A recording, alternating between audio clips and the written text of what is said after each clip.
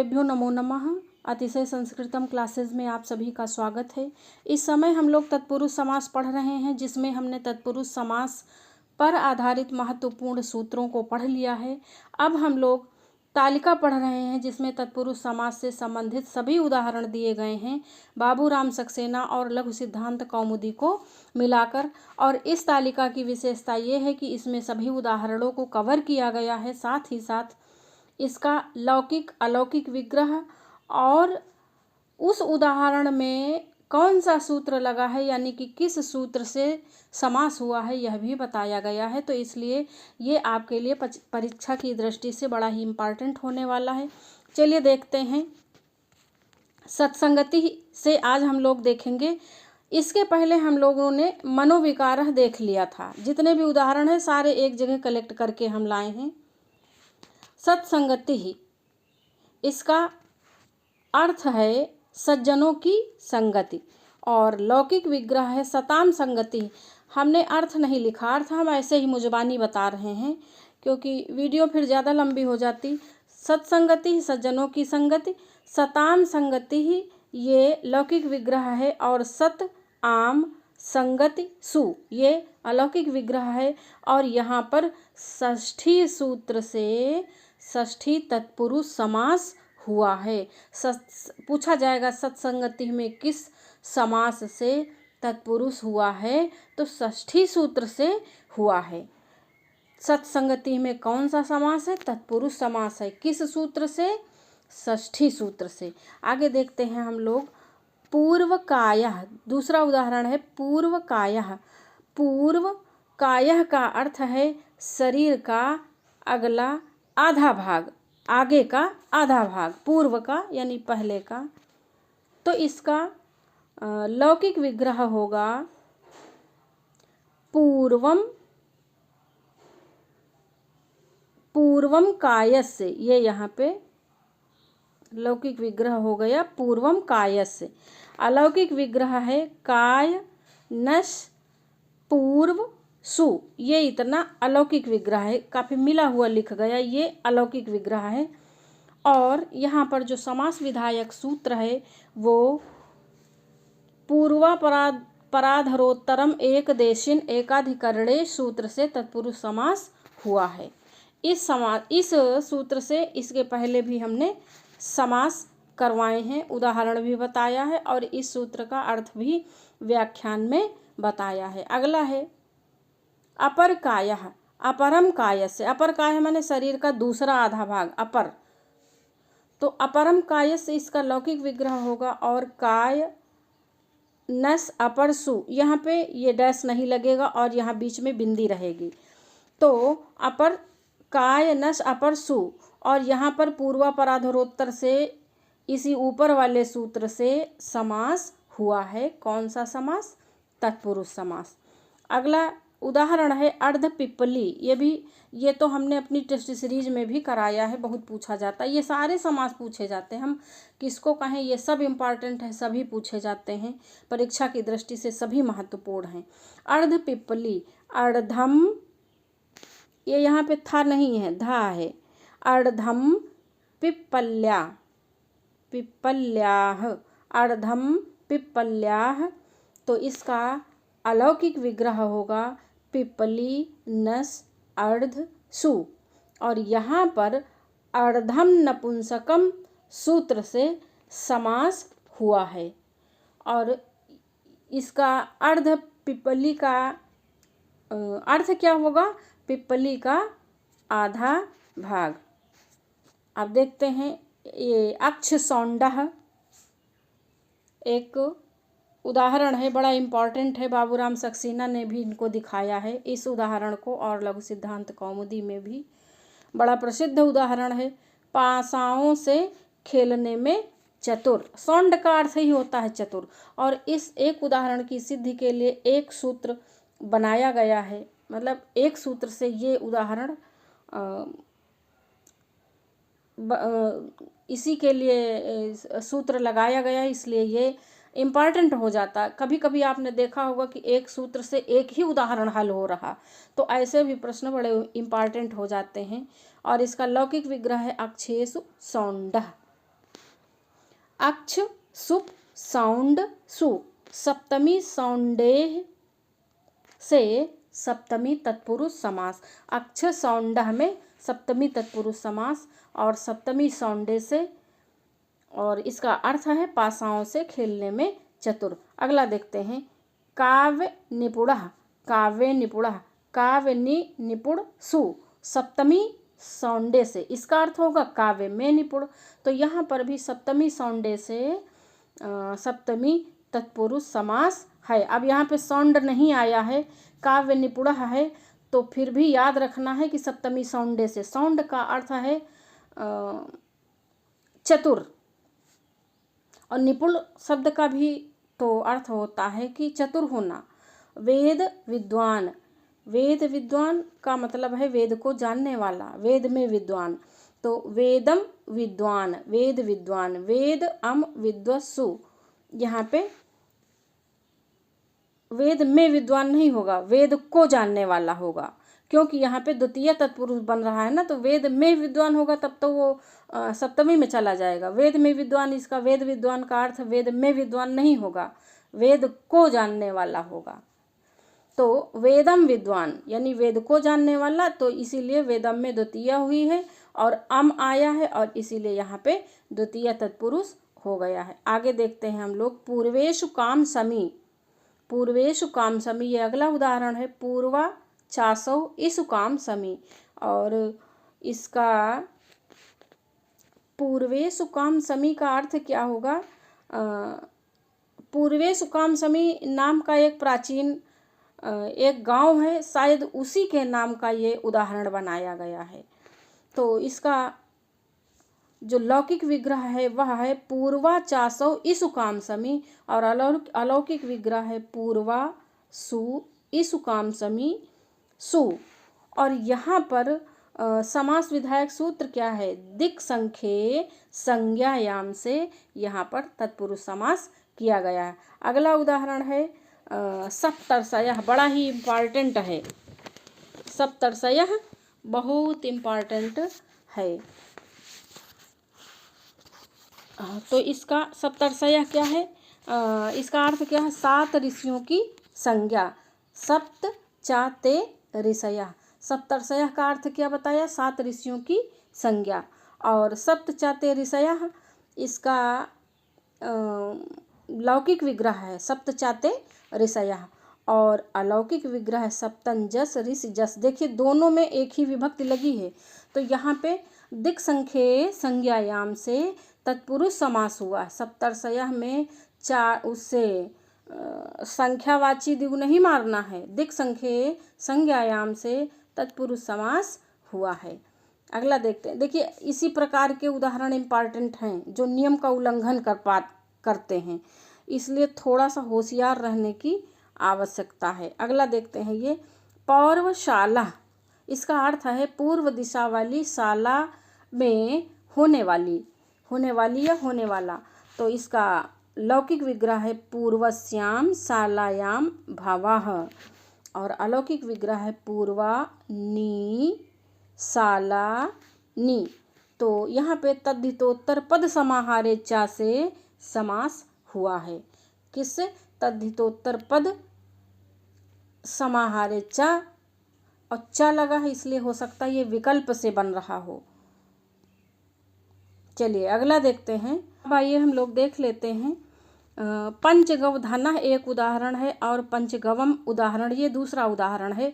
यद्यपि हमने जब इन उदाहरणों से संबंधित सूत्रों को व्याख्यान में पढ़ाया था, तत्पुरुष समास के व्याख्यान में, तब हमने विधिवत बताया था, लेकिन फिर भी यहाँ भी हमने हर बात को लिखा है ताकि कन्फ्यूजन ना हो, क्योंकि ये दोनों उदाहरण कन्फ्यूजन क्रिएट करते हैं, क्योंकि ये एक से अधिक समास में घटित होते हैं।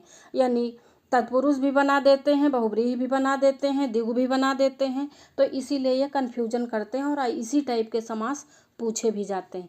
तो आइए पहले देखते हैं हम लोग पंचगवधनः। तो पंचगवधनः इसका अर्थ है 5 गाय धन हैं जिसका वह व्यक्ति। तो ऐसे में तो ये बहुव्रीहि समास बनाएगा। और देखिए पंच गावो धनम यस्य, तो पंचन जस गो जस, और यहाँ पर धन भी है ना, तो यहाँ पे धन छूट गया, यहाँ पे होगा धन और सु, पंचन जस गो जस धन सु, ऐसा मानेंगे। तो अब इसमें अनेक मन्य पदार्थे से बहुव्रीहि समास होगा। पंचगव धनः में अनेक मन्य पदार्थे से बहुव्रीहि है, लेकिन यहाँ पर द्विगु समास भी है, द्विगु समास भी है। अब अगला देखते हैं। अच्छा, ज़्यादा डिटेल देखने के लिए आप लोग इस उदाहरण से संबंधित जो सूत्र हमने व्याख्यान में बताए हैं उन्हें देखिए, तो आपको बात अच्छे से क्लियर हो जाएगी। पहले आप लोग सूत्र सभी जो बताए हैं उनको पढ़िए, सुनिए, उसके बाद जब ये तालिका देखेंगे तो ज़्यादा अच्छे से समझ में आएगा। दूसरा उदाहरण है बहुचर्चित और बहुविवादित पंचगवम। तो पंचगवम में पंचानाम गवाम समाहारः, तो ये हुआ इसका ये इतना लौकिक विग्रह। और यहाँ पंचगवम का जो हिंदी अर्थ होगा वो होगा 5 गायों का समूह। तो पंचन आम गो आम, तो ये इसका हो गया अलौकिक विग्रह। और यहाँ पर समास विधायक सूत्र क्या है? तद्धितोत्तर पद समाहारे च सूत्र से विकल्प से तत्पुरुष समास। कैसे बना? विकल्प से। और संख्या पूर्वो द्विगु से द्विगु संज्ञा भी है। तो गोर तद्धित, और ये विशेष बात है, गोर अतद्धित, गोर का मतलब गोह अतद्धित लुक से यहाँ पर टच प्रत्यय का भी विधान हो रहा है। पंचगव में कौन सा प्रत्यय समास विधायक है? समासांत प्रत्यय कौन सा है? तो टच है। किस सूत्र से? गोह अतद्धित लुक से। देखिए ये भी बड़ी विशेष बात है, याद रखेंगे, समझे? तद्धितोत्तर पद समाहारे से पंचगव में विकल्प से तत्पुरुष समास, और संख्या पूर्व द्विगु से द्विगु संज्ञा भी है, इसलिए द्विगु समास भी हो जाता है। और अब हम लोग देखते हैं अगला उदाहरण, नीलोत्पलम। नीलम उत्पलम, नील कमल, तो नील सु उत्पल सु। तो यहाँ पे समास विधायक सूत्र क्या है? विशेषणम विशेषण बहुलम से कर्मधारय समास। जहाँ पर विशेषण और विशेष का समास होता है वहाँ पर कर्मधारय समास होता है, ये हम पहले व्याख्यान में बता चुके हैं। अब है निर्मल गुणाह। अगला उदाहरण निर्मल गुणाह। निर्मलाह गुणाह और निर्मलाश्च ते गुणाह, इसके 2 लौकिक विग्रह हैं। देखिए दोनों हमने लिखे, पहला ये, दूसरा ये, तो दोनों को आप लोग याद रखेंगे। क्या पता दूसरा आ जाए तो आप कहो कि अरे ये तो बनेगा ही नहीं। दोनों बनेंगे, निर्मलाह गुणाह भी बनेगा, निर्मलाश्च ते गुणाह भी बनेगा। अलौकिक विग्रह है निर्मल जस गुण जस, ऐसे है। और यहाँ पर भी विशेषणम विशेषण बहुलम से कर्मधारय समास। आगे देखते हैं, अगला उदाहरण है। और इस समय काफ़ी वीडियो इंग्लिश में कन्वर्ट हो जाती हैं, तो ये समस्या हमारे ही साथ नहीं है, सबके साथ है। आप लोग जब भी वीडियो चलाएं तो उसकी सेटिंग में जाके उसे हिंदी वाले मोड पे लगा लिया करें, जहाँ पे ऑटो डब वो लिखा है, ऑटो डब्ड या कोई हमने ऑप्शन किसी वीडियो में बताया था, तो वहाँ पे जाके आप लोग इसको बड़ी ही आसानी से सही कर सकते हैं। ऑडियो ट्रैक है, जब भी आप सेटिंग पे जाएंगे वीडियो चला के ऑडियो ट्रैक लिखा होगा, ऑडियो ट्रैक को आप क्लिक करेंगे, वहाँ पे 2 ऑप्शन होंगे, इंग्लिश यूनाइटेड और हिंदी ओरिजिनल। तो हिंदी ओरिजिनल पे टिक कर लेना है, ये ऑटोमेटिक इंग्लिश पे लग जाता है, तो बस इसीलिए इंग्लिश बोलने लगता है। ये आप लोग स्वयं कर लिया करें। चलिए अगला देखते हैं हम, कृष्ण चतुर्दशी, ये अगला उदाहरण है। तो कृष्णा चतुर्दशी या कृष्णा चासव चतुर्दशी, देखिए दोनों ही विग्रह होंगे। कृष्ण पक्ष वाली चतुर्दशी, तो कृष्णा सु चतुर्दशी। सु यहाँ पर विशेषणम विशेषण बहुलम से कर्मधारय समास। कृष्ण चतुर्दशी में कौन सा समास है? कर्मधारय समास है। अब देखिए यहाँ पे देखिए कृष्ण लिखा है, लेकिन जब हमने विग्रह किया तो कृष्णा हो गया, ये भी ध्यान देने की बात है। फिर है अखिल भूषणानि। अगला उदाहरण है अखिल भूषणानि। अखिलानि भूषणानि या अखिलानि चतानि भूषणानि। यहाँ पे देखिए दो दो विग्रह, लौकिक विग्रह दो दो बन रहे हैं, इसका आप लोग ध्यान रखेंगे। अखिल जस, भूषण जस, विशेषणम विशेषण बहुलम से कर्मधारय समास। अब ये भी बहुत इम्पॉर्टेंट और बहुत प्रसिद्ध उदाहरण है कृष्ण सर्पः, ये एक में होगा। कृष्ण सर्पः यानी कि काला सांप, और इसका जो लौकिक विग्रह है वो है कृष्णः सर्पा या कृष्णश्चासौ, कृष्णश्चासौ सर्पः, दोनों बनेंगे, ये ध्यान रखेंगे। और इसका देखिए इसका हमने अलौकिक विग्रह लिखा ही नहीं, अलौकिक विग्रह इसका होगा कृष्ण सु, सर्प सु। प्रथमा विभक्ति दोनों में है, क्योंकि समानाधिकरण है। कर्मधारय समास जितना भी है उसमें सब में दोनों पदों में समान विभक्तियां होंगी, क्योंकि समानाधिकरण जो तत्पुरुष होता है वही कर्मधारय बनता है। समानाधिकरण का मतलब है दोनों में समान आधार। समान आधार तब होगा जब दोनों में समान विभक्तियां होंगी। देखिए जैसे कृष्ण सर्पा है तो कृष्ण सु सर्प सु, सु सु दोनों में है, तो यानी समान विभक्तियां हैं, समान आधार है। क्यों? क्योंकि जहाँ जहाँ सर्प रहेगा वहाँ वहाँ उसका कृष्णत्व भी रहेगा, दोनों को अलग नहीं किया जा सकता, इसलिए आधार एक ही होगा। इसलिए कृष्ण सर्पः में कर्मधारय तत्पुरुष है या समानाधिकरण तत्पुरुष या कर्मधारय समास है। और राज्ञः पुरुषः में दोनों का आधार अलग है, राज्ञः में अलग, पुरुषः में अलग, इसलिए वह व्याधिकरण तत्पुरुष का भेद होगा। चलिए आगे देखते हैं हम लोग। अच्छा, यहाँ समास विधायक सूत्र नहीं बताए हम। कृष्णः सर्पः में यहाँ पे देखिए ये हमने गलत लिख लिया। ये यहाँ पर कृष्णः सर्पा में विशेषणम विशेषण बहुलम से, बहुलता के अर्थ में यहाँ पर समास होगा। ठीक, ये गलत हो गया। चलिए आगे देखते हैं। विशेषणम विशेषण बहुलम से कृष्णः सर्पः में नित्य समास या कर्मधारय समास बना है। अगला देखते हैं कर्पूर गौरः।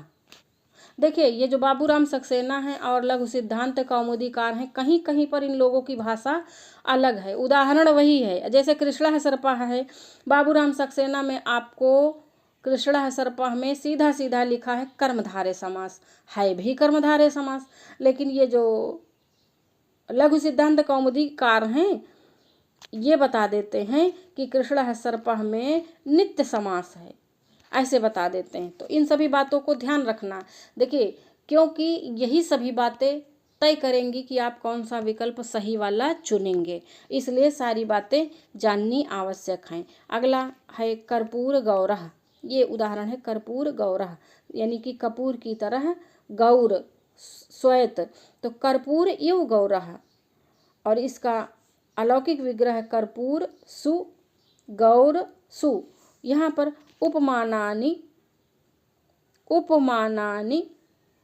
सामान्य वचनैः से समास हुआ है। उपमानानि सामान्य वचनैः से समास हुआ। फिर अगला है शाक पार्थिवः। शाक पार्थिवः का अर्थ है शाक को प्रिय मानने वाला राजा, तो शाक प्रियः पार्थिवः। शाक प्रिय सु पार्थिव सु, यहाँ पर मध्य पद लोपी समास है। क्यों? ये जो प्रिय है ना ये गायब हो गया, तो इसीलिए कहा गया मध्य पद लोपी। जब समस्त पद बना तो प्रिय पद गायब कर दिया गया। अब अगला है देव ब्राह्मणः। देव पूजको ब्राह्मणः, देव पूजक सु ब्राह्मण सु, यहाँ पर भी मध्य पद लोपी समास है। और यहाँ पर भी कुछ वैयाकरण मध्य पद लोपी समास कहते हैं, कुछ वैयाकरण मध्य पद लोपी कर्मधारय कहते हैं और कुछ लोग इसे तत्पुरुष के अंतर्गत मानते हैं। वैसे जब कर्मधारय तत्पुरुष का भेद है तो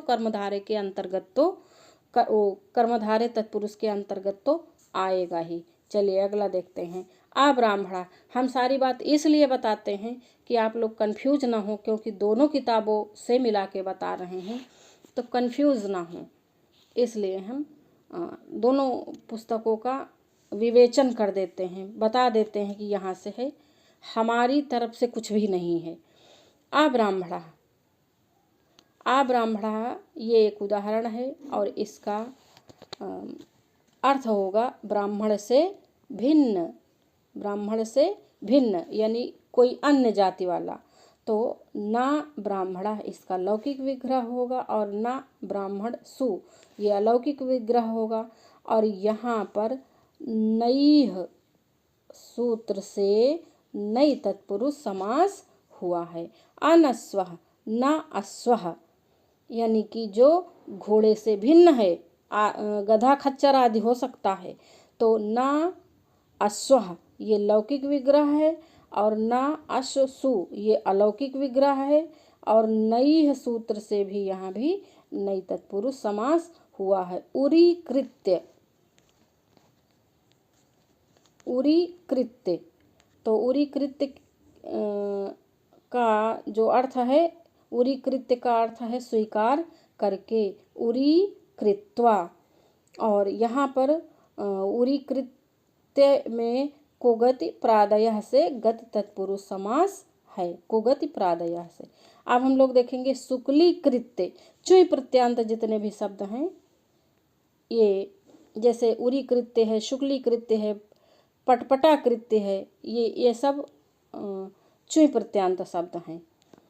तो शुक्ली कृत्य यानी सफ़ेद करके, या जो शुक्ल है, जो अशुक्ल है उसको शुक्ल करके, जो पहले सफ़ेद नहीं था उसको सफ़ेद करके।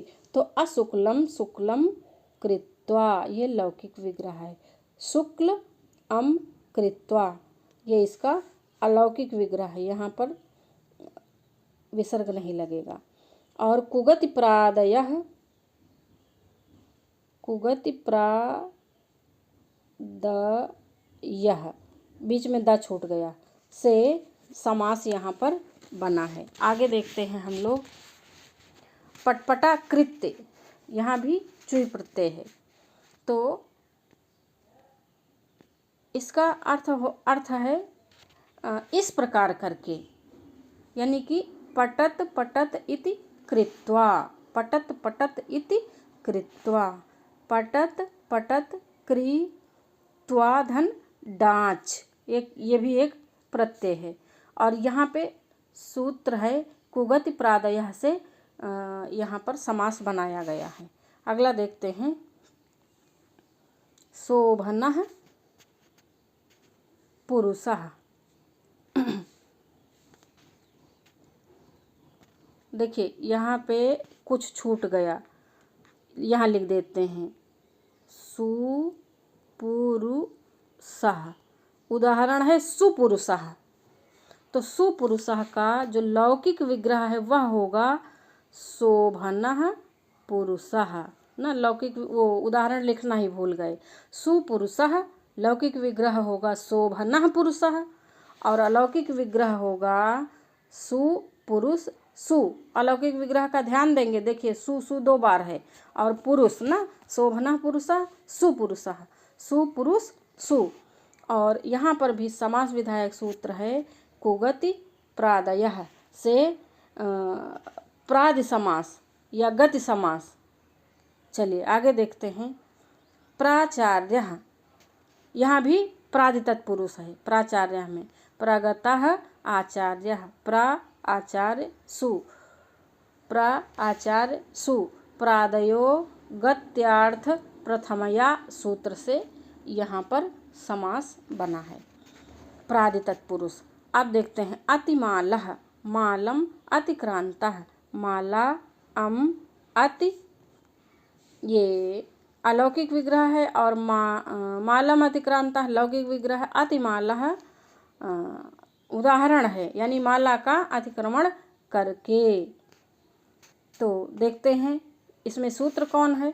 अत्यादयः क्रांताद्यर्थे द्वितीया वार्तिक है। ये सूत्र नहीं है, सूत्र वार्तिक है। तो अतिमालः वार्तिक से सिद्ध हुआ।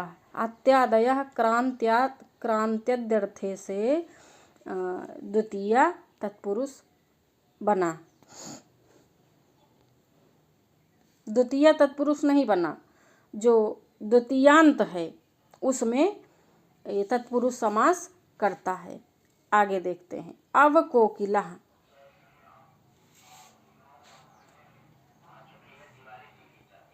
क्योंकि ये यहाँ पे जो ये मालम है, मालम अतिक्रांत ना, तो ये मालम दिया है, इसीलिए कहा गया द्वितीयांत। अब देखिए अवकोकिलः, अवकोकिलः यानी कोयल से कूजित देश या प्रदेश कुछ भी कह लें। तो इसका लौकिक विग्रह है अवकृष्टः कोकिलया। कोकिला टा अव। अवादयः कृष्टाद्यर्थे से अवादयः कृष्टाद्यर्थे तृतीया से यहाँ पर समास हुआ है, तत्पुरुष समास हुआ है, लेकिन ये वार्तिक है। अवादयः कृष्टाद्यर्थे तृतीया से, जो तृतीयांत शब्द है। तो यहाँ पे कोकिला टा आया है ना, तो ये तृतीयांत है। अवकृष्टः कोकिलया, कोकिलया तृतीयांत है। फिर है पर्य अध्ययनः परिग्लानः अध्ययनाय। अध्ययन ने परि, पर्यादयो ग्लानाद्यर्थे, पर्यादयो ग्लानाद्यर्थे चतुर्थ्या से यहाँ पर समास हुआ। यहाँ पे चतुर्थे हम लिखना ही भूल गए। चतुर्थे, चतुर्थ्या, इतना सूत्र है। पर्यादयो ग्लानाद्यर्थे चतुर्थ्या, इस सूत्र से पर्य अध्ययनः में समास हुआ है। आगे हम लोग नेक्स्ट पेज पे चलते हैं। निष्कौशाम्बी, निष्क्रांतः कौशाम्ब्याः। कौशाम्बी नसी निर, और ये यहाँ पे थोड़ा सा गड़बड़ हो गया। कौशाम्बी नस निर, ये इतना गड़बड़। अच्छा, ये सूत्र है, सूत्र यहाँ पे है, गड़बड़ नहीं है। ये यहाँ से सूत्र स्टार्ट है, यानी कि ये जो निष्कौशाम्बी है, निष्क्रांताः कौशाम्ब्याः, लौकिक विग्रह हमने कर दिया। अलौकिक विग्रह कौशाम्बी नस और निर, और इसमें निरादयः क्रांत्यादर्थे पंचम्या वार्तिक से समास हुआ है, तत्पुरुष समास ना। ये निरादयः से ये यहाँ तक ये सूत्र वार्तिक है। आगे चलते हैं। कुंभकारः कुंभम करोति, यानी कि घड़ा बनाने वाला, कुंभ को करने वाला, कुंभ माने घड़ा, और कारः करने वाला। कुंभम करोति, ये लौकिक विग्रह है। कुंभ अम क्री, कुंभ अम क्री, और यहाँ पर उपपदम अतिंग से समास हुआ है। इसी प्रकार सूत्रकारः भी बनेगा। अब देखिए व्याघ्री, व्याघ्री भी बहुत पूछा जाता है। विशेष रूप से सूंघने वाली व्याघ्री, विशेषण जिघ्रति, लौकिक विग्रह। और अलौकिक विग्रह इसमें दिया ही नहीं है, और हमने कई जगह देखा। और यहाँ पे उपपदम अतिंग से यहाँ पर भी समास हुआ है। आगे देखते हैं अश्वकृति। अश्वकृति यानी कि अश्वकृति का क्या अर्थ है? घोड़े द्वारा खरीदी गई, कुछ भी हो, घोड़े के द्वारा खरीदा गया हो। अश्वटाकृत, ये अलौकिक विग्रह। कर्तृकर्णे कृता बहुलम से यहाँ पर तृतीय तत्पुरुष समास बना दिया गया। अश्वकृति में कर्तृकर्णे कृता बहुलम से तृतीय तत्पुरुष समास।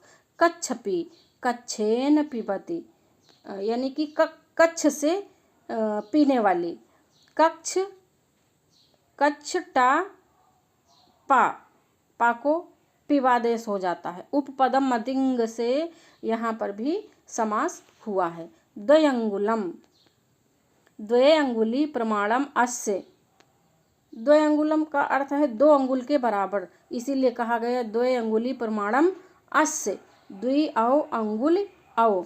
और यहाँ पर जो समास विधायक सूत्र है वह है तद्धितोत्तर पद समाहारे, चा से यहाँ पर द्विगु समास किया गया है।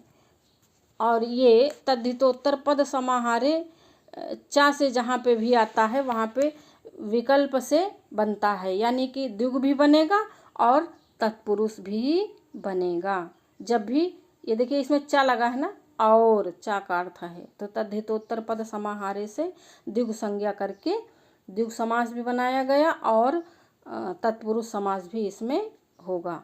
चलिए आगे देखते हैं।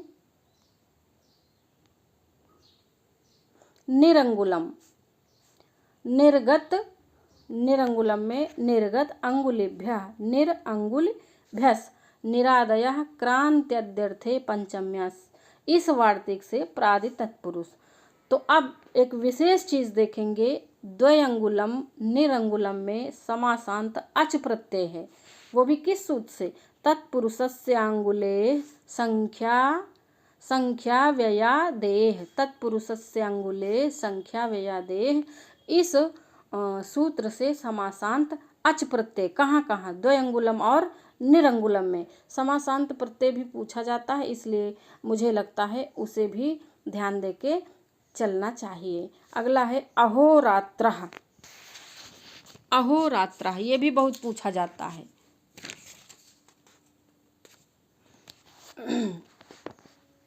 अहोरात्रः यानी कि दिन रात, अहन च रात्रिश्च अनयोः समाहारः, तो अहंसु रात्रिसु यहाँ पर चार थे द्वंद्व से द्वंद्व समास हुआ है। अहोरात्रः बनेगा, अहोरात्रम नहीं बनेगा।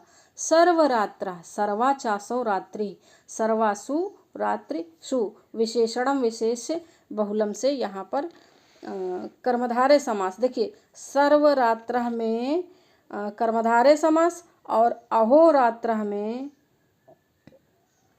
द्वंद्व समास हुआ है, इस बात का ध्यान रखेंगे। फिर अगला है पूर्वरात्रः, पूर्वम रात्रेः, पूर्वसु नसि, पूर्वसु रात्रि नस, ये अलौकिक विग्रह है। पूर्वा पर अधरोत्तरम एक देशिनैक एकाधिकरणे से यहाँ पर समास हुआ है। आगे देखते हैं, आगे कुछ है, अभी थोड़ा सा बचा है। अब अगला है संख्यात रात्र, ये जो संख्या और रात्रि का ये जो समास है, सर्वरात्रि का समास है, पूर्व रात्रि का समास है, ये बड़े इम्पॉर्टेंट हैं। अहोरात्रि है, ये सब बड़े इम्पॉर्टेंट हैं। तो संख्यात रात्र देख लेते हैं। संख्याता चासौ रात्रि, ये इसका लौकिक विग्रह है। संख्याता सु रात्रि सु। अब यहाँ पे हम लोग देख लेते हैं समास विधायक सूत्र। तो पूर्वकालिक सर्व जरत पुराण नव केवलाः समानाधिकरणे से यहाँ पर समास हुआ है। अगला है द्विरात्रम, द्वयोः रात्रयोः समाहारः, द्विओस रात्रिओस, तद्धितोत्तर पद समाहारे च से यहाँ पर समास हुआ है। और अब लास्ट बचा है अहोरात्रः, सर्वरात्रः, संख्यात रात्रः, द्विरात्रम, त्रिरात्रम में समासांत अच प्रत्यय। ये ध्यान देने वाली बात है कि कहाँ कहाँ रात्रः बनेगा और कहाँ कहाँ रात्रम बनेगा, ये ध्यान देने की बात है। और ये रात्र वाले जो हैं इनमें अच प्रत्यय है। कौन सा प्रत्यय? अच प्रत्यय है। आह सर्वैक देश संख्यात पुण्याच रात्रे से अच प्रत्यय है। तो तत्पुरुष समास यहीं पे फाइनल हो जाता है। अब हम लोग या तो द्वंद्व समास पढ़ेंगे या फिर बहुब्रीहि समास पढ़ेंगे और समास चैप्टर फिर क्लोज हो जाएगा। चलिए आज यहीं तक रखते हैं। धन्यवाद।